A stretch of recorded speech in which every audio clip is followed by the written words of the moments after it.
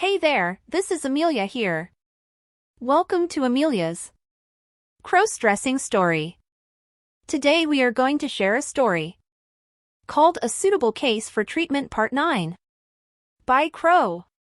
For more interesting and exclusive stories, please subscribe to my channel and support me at Patreon. Just before lunchtime, the plan seemed to go very slightly wrong. Tanya wanted to have lunch with me. Even suggested maybe we could get something from the takeaway and go down by the river near where I lived. It was a nice day, she said. We could watch the swans and the oarsmen. Then she really surprised me. Anyway, Christine, I want to show you my parents' holiday snaps. They went to Turkey. The capital, Istanbul. You know, it used to be called Constantinople. To anyone else that would have been a slightly weird invitation, her parents' holiday pictures. Unless I suppose we had mentioned the name in a previous conversation. But we hadn't. And anyway, I knew. Presumably Jackie and Mary didn't. Dr. Morgan's code word. Tanya must be the mole in the shop. Funny, I had assumed it would be Marie, the senior assistant. The oldest. I looked at her face. Definitely. Tanya knew. And somehow she had managed to keep it a secret from me all week. But the invite was obvious, probably to discuss the affairs of the coming afternoon. Sure, Tanya, I'd love to see them, I lied. I am still amazed at how few lies I told that week, just bending the truth a bit, changing gender in conversations, letting people come to their own conclusions. But this was a definite lie. Almost certainly, anyway, the excuse for a lunch together was a bit feeble, but I think Jackie fell for it. As we were about to leave, Tanya whispered to me, "Got your bag? Your coat? Everything?" It was obvious to me. I wouldn't be coming back. We walked together out of the shop and down the hill towards my little house. I was quiet, in fact silent, contemplating what had happened in the last week and the fact that it was all about to come to an end. Pauline and I were about to come together again, changing back into ourselves. The interview with Dr. Morgan and Dr. Elliot this afternoon, had we done enough? Had I done enough? Would our marriage be mended? Obviously there was going to be more work to do, but had my experiences as a woman turned the corner for me? And for Pauline? Tanya and I were just about to turn into my street and walk along by the river. Christine. Christine! We heard a voice behind us and turned. It was Mr. Granger. Keith. He came up and greeted me warmly, reaching out to take my arm. Sorry, I just called in the shop again. I spied you walking down the hill. I was just wondering if you were free for lunch? He looked across at Tanya. Or maybe next week, perhaps. This was definitely embarrassing. I took him gently to one side, had to explain that of course I would be delighted to have lunch next week, but in fact I was going away for a while, very sorry, I'd give him a ring if I did return. I was at something of a crossroads in my life, not sure where I would be, and so on. He looked disappointed, and indeed so was I. He was a nice man, and in other circumstances. Hell, what was I thinking? If I was a real woman and met him, then maybe something could happen? Gibberish. Rubbish. I was letting being a woman get to me. I had to stop myself, get out of this. I gave him a quick kiss on the cheek, smiled rather weakly, squeezed his hand and then let it go. Walking away and toward Tanya, we turned the corner into Riverside. Well, Christine, what was all that about? Asked Tanya, grinning widely. At which point the guy from the corner shop, walking out to his car, called out, "Hi Christine," and, looking at my short skirt and long legs, gave me another beaming and very affectionate grin. And as if that was not enough, as we began to walk down the street, Jason came jogging up behind us. "Hi there," he said, stopping to walk beside me and putting an arm round my waist in a rather possessive manner, I thought. "Hi Jason," I said. "How is your daughter?" wanting to steer the conversation away from other matters like our non-existent date. I wasn't sure how Tanya would react if she knew about that. "She's fine, sorry about last night, it really did seem like an emergency." Claire was insistent and I'm glad I went over. Claire was presumably the ex-wife. Good, glad she is okay. Sorry, we have to rush, I said, looking across at Tanya, who was now looking very puzzled. We got away as Jason jogged on. I was glad he wasn't there and then asked me for another date. Yet I was sure he would be knocking at the door of the house sometime this weekend. Christine, I am amazed. You are without doubt the very best of Dr. Morgan's clients I have had to deal with. I've never known a man who can wear a D-cup as effectively as you, and I am so jealous of your legs. Wish mine looked so good in black stockings. I would have blushed, but Tanya continued giggling as we reached my door. So how is it, within the space of 5 minutes, you've had 3 men flirt with you? How do you do it? I'm supposed to be the tart in the shop, but honestly I can't keep up with you. Inside we calmed a little. No interruptions. No men. I made us a coffee and a sandwich each, and we discussed how I had got on and the proceedings for the afternoon. As I had guessed, I had now finished at the shop. Tanya would weave a tale about my having to leave, deal with a family problem, in London maybe, very sorry but I wouldn't be going back, and so on. The taxi would be there at just after 2 to take me to the doctor's office, should give me plenty of time to change. Change. It really was coming to an end. A very exciting few days. I was finally about to become Christopher again. Tanya left after a goodbye kiss on the cheek. I sat in the kitchen with my last solo coffee for a few minutes, then sat to wait. And after all the excitement of the week, I dropped off to sleep. I was jolted awake by the sound of a taxi horn outside. I looked at my watch. Hell! I should be changed by now. I had to hurry, no time to change. I grabbed my bag and a jacket and headed out the door and to the waiting taxi. I set off on the last stage of my journey. I'd have to explain why I wasn't changed. Okay, just tell the truth. It would be weird seeing Pauline at the interview. Outside the doctor's office I paused for a moment, then walked towards the door. I stopped. There, walking towards me, was Paul. And very handsome he looked too. Why was I thinking that? About my wife? Strange, but then. The whole week had been strange.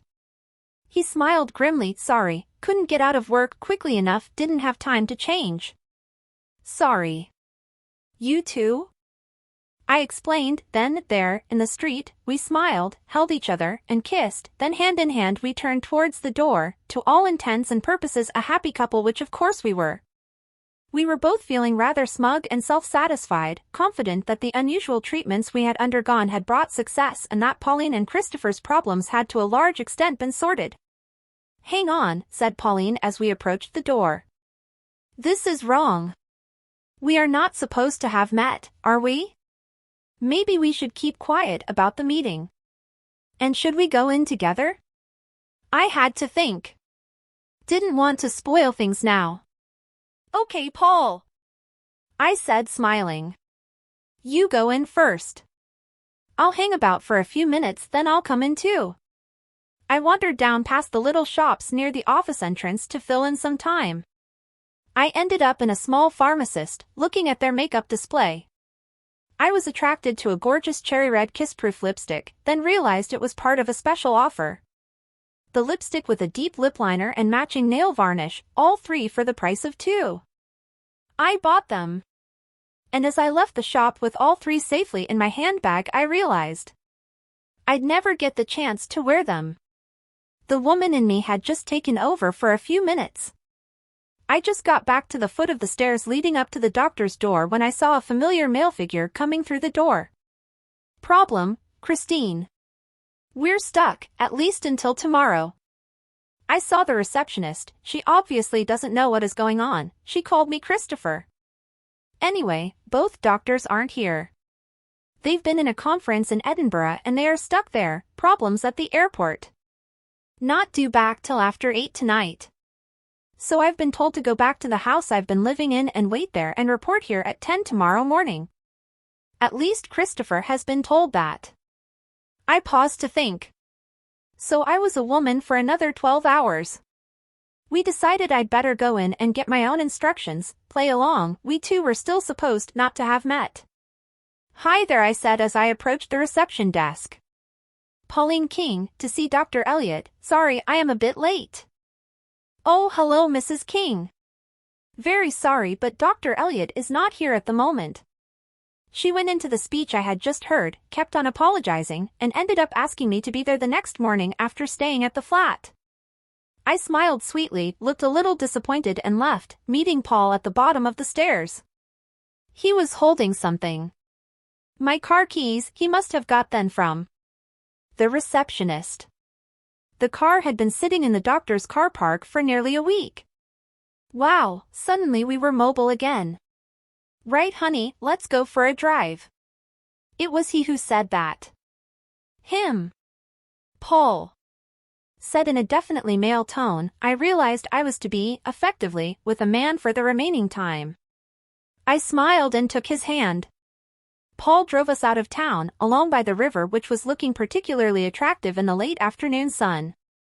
We ended up in a little tea room, looking for all the world like any other couple. Paul held my hand and looked seriously at me. Christine. About tonight. We could go back to your house for the evening, maybe for the night. That would be fun. The idea did appeal enormously to me. But from Paul's tone there was something else. Or. I looked at my partner's eyes. I knew the thoughts which were going through that mind. Similar ideas had occurred to me. There was one thing missing from both our weeks, and this extra evening could give us an opportunity to catch up on that one missed chance. Paul, there's a phone over there. You could ring Martin at work, couldn't you? And maybe ask how you could get in touch with Angela? You want to see her again, don't you? Christine, are you sure about this? You know what it could mean, don't you? I could read every nuance in that face, even behind the traces of makeup used to produce somewhat larger eyebrows and the beard stubble. Paul wanted this as much as I did. I wondered how to reply, which words to use to convince Paul that this would be the very best thing for both of us. I decided not to use words. We were still sitting at the table, our tea finished. I turned towards him and grinned provocatively. I boldly crossed my legs, allowing my skirt to slide up to reveal my nylon thigh. I took his hand in mine and placed it just above my knee, then slid it further up and under my skirt. I leaned over towards him, pulled him to me by taking hold of his tie and gave him a really sumptuous kiss. He pulled away and looked at me, then got up and went over towards the wall phone in the cafe. He picked up the receiver and looked over towards me. The young boy, maybe 16, who had served us was collecting our cups from the table. I stood up right in front of him, pushing my breasts out and giving him a good look, then wiggled over towards the ladies at the back of the cafe. The ultra-emotional display was making me uncomfortable. I really had got my knickers in a twist. When I came back, Paul was standing beside the phone with his car keys in his hand. Right, sorted, and yes, you are right, we could both enjoy this. Back to my flat first to pick up my suit, then over to your house. Okay? On the way over, with Paul driving, after all the man always drives, doesn't he? Paul filled me in. He was going to collect clothing for his date with Angela and then drive me over to my house. We would change there, he would drive off to collect his date, Martin was going to collect me just after 8. He really had it all sorted. I was very impressed with his flat. It was typically male, which of course surprised me somewhat. Male lifestyle magazines by the bed, okay, pretty soft porn, but not the sort of thing Pauline would read. But of course this was not Pauline. Reasonable order in the wardrobe, but Paul had not been as neat and tidy as he could have been. Okay, the room looked much nicer than my stuff at home, but I was now seeing it through different eyes. Paul collected his blue suit. I said no. That surprised me as well as him.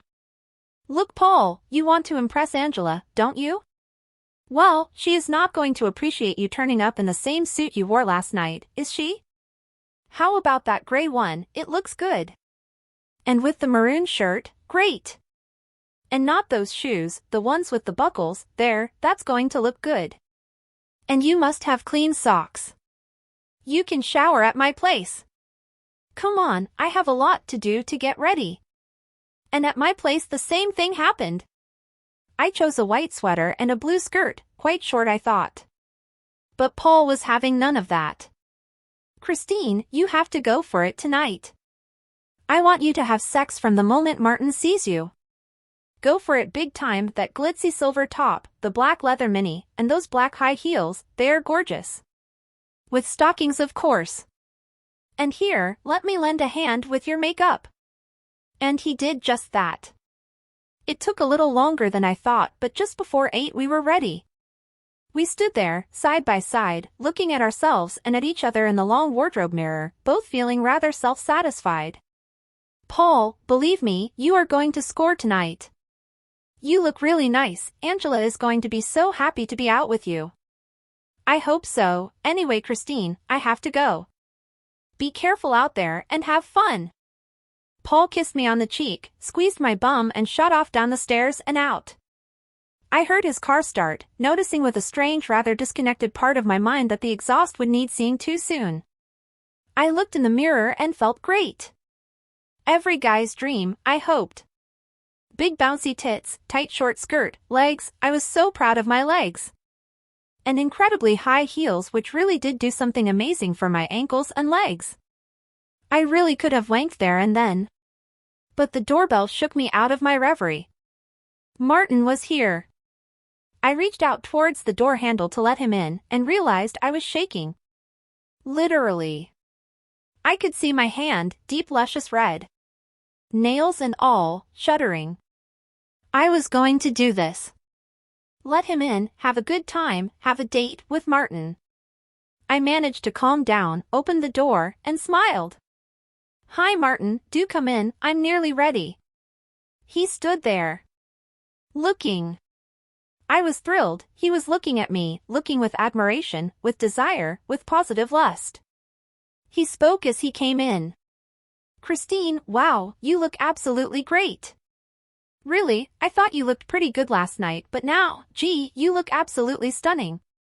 That's all for now, see you in the next video. Please subscribe to our channel and support me at Patreon for more exclusive stories.